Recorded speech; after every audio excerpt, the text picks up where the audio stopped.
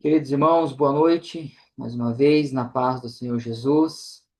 Estamos reunidos aqui para darmos continuidade aos nossos estudos. Hoje nós vamos falar sobre o Evangelho segundo escreveu Lucas, né? O médico, o historiador, também o autor de Atos dos Apóstolos. Nós vamos ver isso também hoje.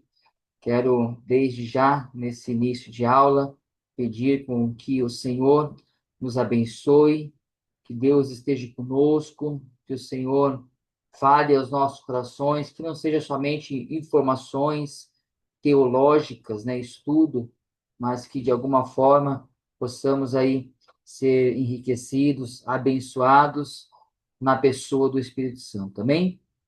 Irmãos, nós estamos então caminhando aí para encerrar o nosso módulo, né? Módulo um, nossa apostila. Hoje nós vamos dar continuidade nos evangelhos sinóticos. Nós já vimos Mateus, já vimos Marcos, e agora, hoje, nós vamos falar sobre Lucas, né? O evangelho segundo escreveu Lucas. Eu gostaria que os irmãos abrissem a Bíblia de vocês, no livro a ser estudado, no capítulo primeiro. Peguem lá a sua Bíblia, você que, né, consegue aí facilmente pegar, para a gente poder estar lendo junto e já darmos aí algumas notas introdutórias desse estudo. Hoje uma matéria, hoje não, né? Essa matéria é muito gostosa, né, de se estudar. Eu já disse aqui no começo dessas aulas, lá no começo da nossa matéria de sinóticos, né? Parece ser um pouco mais familiar para a gente, né? Esses estudos, né? São coisas que nós estamos mais familiarizados. Todo o Novo Testamento, né? Parte da história, a gente já começa a fazer algumas ligações, começa a fazer um pouco mais de sentido algumas coisas, né? Então, é muito bom olhar para a palavra de Deus. Hoje vamos olhar para o Evangelho de Lucas. Os irmãos que pegaram aí a sua Bíblia, abram no capítulo primeiro de Lucas, Lucas capítulo primeiro. Nós vamos ler alguns versos, tá? Nós vamos ler até o verso 4 de, de introdução, prefácio do Evangelho. Os irmãos acharam? Amém?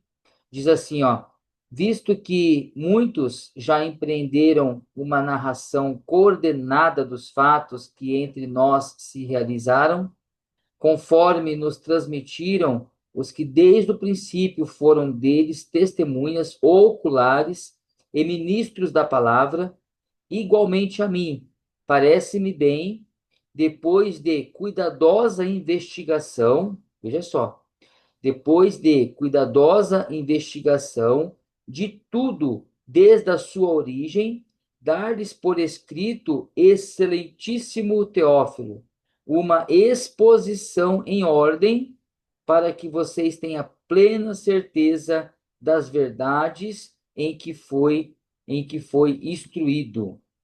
Percebe como que o evangelista Lucas, ele começa, né, o seu evangelho de uma forma diferente? Observaram já isso alguma vez, né? Por exemplo, Mateus, né, como nós já estudamos, ele começa na genealogia de Jesus, ok? Né? Porque vem falar de Jesus, o rei, ele vem falar para os judeus, então os judeus queriam saber da onde era esse Jesus, qual linhagem, qual família. Então, Mateus ele começa com uma genealogia. Nós vimos que Marcos, por exemplo, ele começa dando direto ao ponto, né? Vamos dizer assim, Marcos ele é muito, o Evangelho de Marcos ele é um evangelho da ação, né? Ele é um evangelho muito direto. Né? Então, Marcos, por exemplo, ele começa já falando no princípio, o princípio do Evangelho de Jesus, né?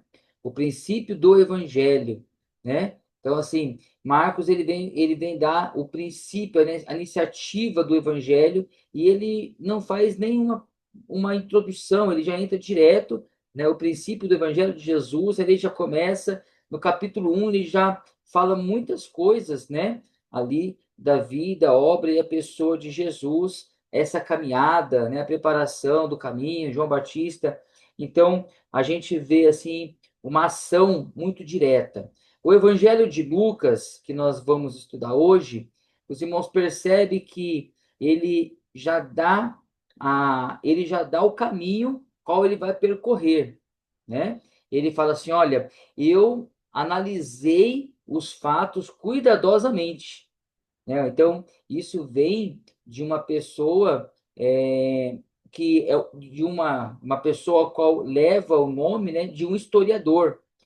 Lucas, não só médico, mas também ele era historiador, né? Então, assim, você vê que ele já faz uma apuração minuciosa de tudo que ele ouviu, de tudo que ele viu, e ele vem dizer: olha, vocês já foram instruídos, né? Ó, vocês já foram empreendendo muitas narrativas coordenadas dos fatos que entre nós realizaram, né? Então ele fala assim: ó, conforme tudo que já nos foi transmitido, o princípio foram testemunhas oculares e ministros da palavra. Daí ele vem dizer assim, ó, cabe a mim, né, eu me vejo na obrigação, eu acho por bem com que eu também fale, né? Ele fala assim, ó, e depois de ter feito uma cuidadosa investigação de tudo da sua origem, né, ele vem falar assim, ó excelentíssimo. Aí ele está direcionando a fala a uma pessoa, né? Então a gente já vê um diferencial no Evangelho de Lucas, já no prefácio, na introdução, porque é um evangelho que ele vem mostrar qual é o objetivo dele, já vem mostrar características daquilo que ele ia escrever, né? Forma ordenada, ele deixa aqui bem claro nos primeiros versos, né? Vou trazer fatos de forma ordenada, e para trazer fatos de forma ordenada é preciso estudo, é preciso você juntar as informações, é preciso você colocar na mesa tudo que você tem de informação, tudo que já tem de escrita, e você então juntar aquilo e ordenar, né? Então, nós não vemos uma certa preocupação de ordem cronológica dos acontecimentos nos outros evangelhos. Agora, Lucas já vem dizer: olha, vou fazer uma exposição de uma forma ordenada, né? De tudo aquilo que nós já estamos vendo e ouvindo. Então, a gente vê que é uma pessoa diferente, né? Que vem trazer uma proposta diferente. Ele deixa bem claro: eu vou trazer uma exposição em ordem, né? Ó, em ordem. Para quê? Para que vocês tenham certeza dessas verdades que já foram ditas, né? Então, ele não vem desfazer, ele não vem tirar o mérito, muito pelo contrário. Ele pega todas as informações, coloca numa ordem, né, de uma forma ordenada e faz uma exposição, né, ao evangelho a qual leva o seu nome. Então, Lucas é o evangelho bastante interessante nós olharmos. Uma das cartas mais importantes da igreja, né, do Novo Testamento. Alguns teólogos, né, até afirmam que a melhor ou a carta de mais importância, né, do Novo Testamento, o Evangelho de Lucas, né? Então, nós vamos ver aqui hoje algum desses fatos, né? E eu gostaria de frisar, eu sempre tenho falado isso, né, irmãos?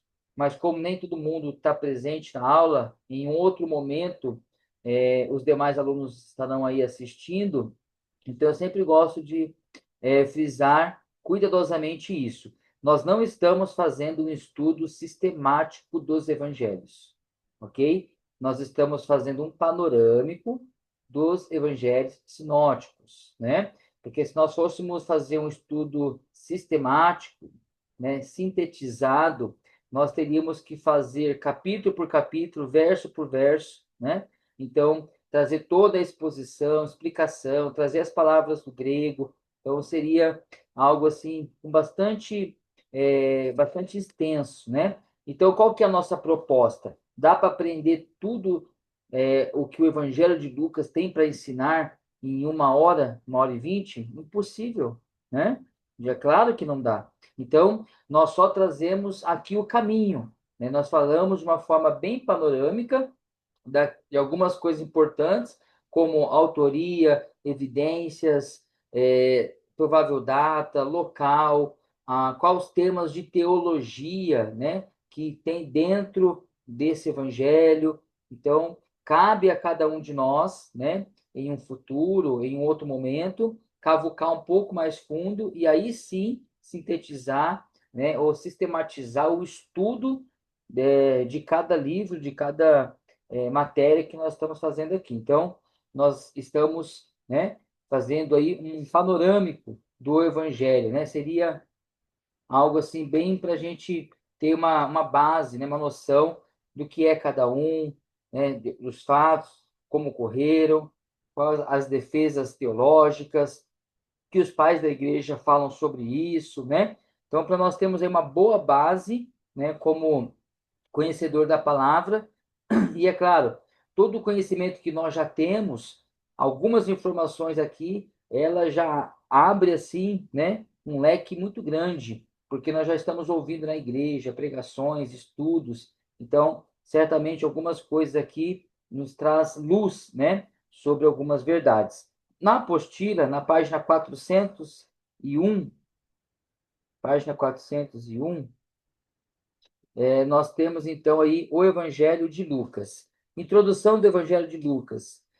Informa os leitores quanto à fonte utilizada para escrever o seu trabalho e ao estilo que iria empregar, uma exposição em ordem, né? Como eu já disse aqui, ó. Este é o maior dos evangelhos e o mais volumoso do Novo Testamento.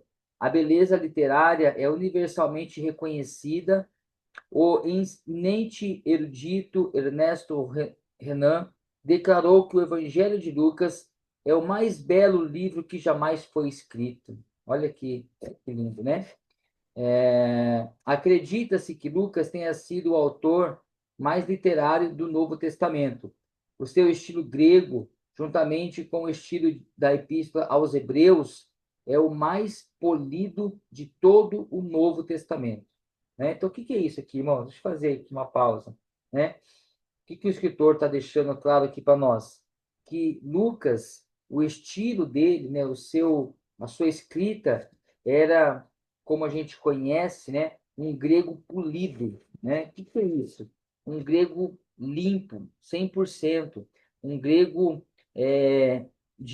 vamos dizer assim, para os romanos, né, essas falas eram muito fortes, né? Por exemplo, o livro de Hebreus, né? O livro de Hebreus, algumas atribuições se dão a, a Paulo, aí outros contestam essa defesa e outros falam de outros nomes. E por que que chegam nesses nomes próximos, né? Também por conta do grego refinado que nós temos em Hebreus, não é? Então, assim, quando você olha para o Evangelho de Lucas, você vê também esse diferencial, né? Né, é um evangelho de um grego polido, né? Então, talvez o mais polido de todo o Novo Testamento. Em Lucas, encontramos uma das maiores pérolas literárias das Escrituras, que é a parábola do filho pródigo, né? Que o erudito William Ander chamou de Evangelium e Evangelho, né? Tradicionalmente, Lucas tem sido considerado como o maior historiador da igreja primitiva, tá? Porém, ultimamente, os estudiosos do Novo Testamento preferem considerar Lucas como um dos três grandes teólogos, né, da igreja primitiva, dividindo essa posição com Paulo e João, né? Então, quais são os três grandes teólogos do Novo Testamento? Lucas, Paulo e João, ok? Então, a igreja atribuiu a Lucas por muito tempo, né, essa posição, mas há um grande consenso aí de que o mais justo de se pensar são esses três nomes. O autor, né, geralmente concorda-se que o autor deste evangelho deve ser identificado como o escritor de Atos. Em Atos 1:1, o autor refere-se a Teófilo e ao primeiro livro, o que significa que Atos é o segundo volume de uma obra de 2 volumes.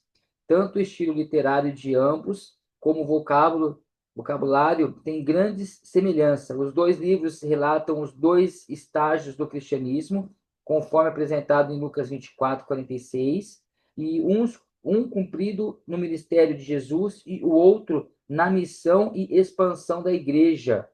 A tradição, de forma unânime, afirma que Lucas é o autor.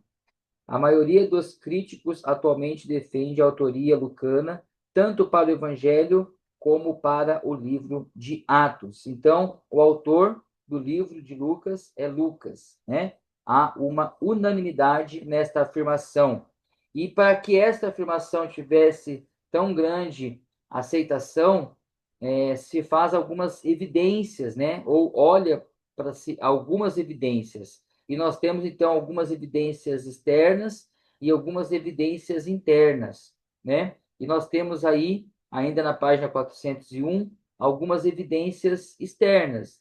Por exemplo, os pais da igreja, como Irineu, Tertuliano e Clemente de Alexandria, né, atribuem o livro a Lucas. Então, quando você tem aí, né, essa evidência, né, dos pais da igreja trazendo essa afirmação, isso traz um peso, isso endossa, né, a ideia. O mais antigo manuscrito de Lucas, o Papiro Bodmer, 14, citado como P75, datado de 175, 225 depois de Cristo, atribui o livro de Lucas. Também outra evidência, né? E aí nós temos algumas outras evidências que traz essas afirmações, a qual atribui o Evangelho de Lucas. Na página 402, nós temos aí algumas evidências sobre esse autor que nós chamamos de interna, né? A evidência interna considera a autoria dos dois livros, né?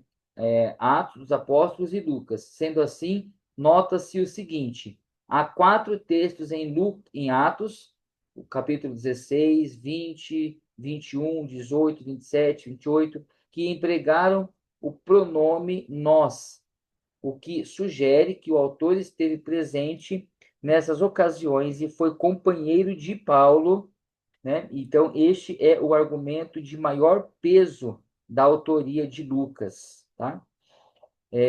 Outra evidência interna são o estilo literário e o vocabulário dos dois livros indicam que o autor de ambos seria o mesmo, né? A mesma pessoa, sendo então Lucas. E quem foi Lucas? Quem é esse homem, né? Quem é o evangelista Lucas? O seu nome é de uma origem grega, né? Lucas, com U aí no meio, que significa iluminador. Era um nome comum entre os romanos. Lucas provavelmente era grego, né? Como nós temos lá em Colossenses 4:10, tal como seu estilo de escrita indica. Paulo o chama de o médico amado, né? Era um homem culto, de grande habilidade como historiador. Muitos estudantes, baseados na tradição, afirmam que ele nasceu em Antioquia, onde deve ter se convertido, era solteiro, sem filhos e morreu aos 84 anos de idade. Foi companheiro de Paulo na segunda viagem missionária e ficou com ele por 2 anos, quando Paulo ficou preso em Cesareia, entre os anos 57 e 59. Enquanto estava com ele, teve boas oportunidades para fazer as pesquisas necessárias para escrever o seu evangelho.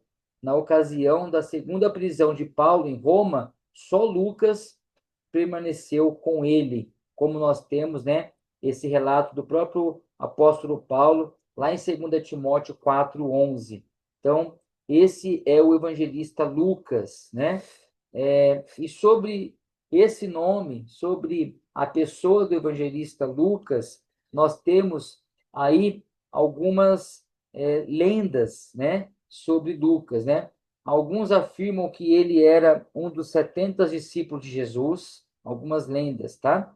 Um dos discípulos do caminho de Emaús, né? Outros também tinham essa lenda, que só porque esse episódio só tem constando no seu evangelho. Um pintor, devido às suas descrições do evangelho, o autor da carta aos Hebreus, né? Um irmão de Tito, também grego, e um escravo médico do rico Teófilo, que foi libertado quando Teófilo se converteu, que foi o libertador quando Teófilo se converteu. Então, são alguns mitos, né? Algumas lendas, né?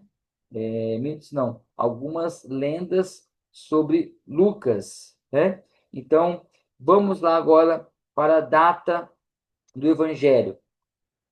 A data, como nós estamos aí vendo em outros evangelhos, também não é uma data exata, né? Então, se junta fatos, pega-se alguns versos bíblicos desse momento, por exemplo, quando Lucas estava na segunda viagem missionária com Paulo, quando Lucas ficou 2 anos com ele, né? Onde ele foi preso lá em Cesareia. Nós temos a informação que ele foi preso no ano 57 e 59. Então, devido a essas datas, de acordo com outras escritas do Novo Testamento, vai se juntando, então, a mais próxima ideia da data, né? Então, mas vamos lá. A data do Evangelho está diretamente ligada à data da escrita de Atos e também a Marcos, que supostamente tenha sido uma das fontes de Lucas. Olha só que legal, né? Nós vimos isso, né? Lá no comecinho dos sinóticos, né? É bem provável que tanto Lucas quanto Mateus, né, beberam da fonte de Marcos.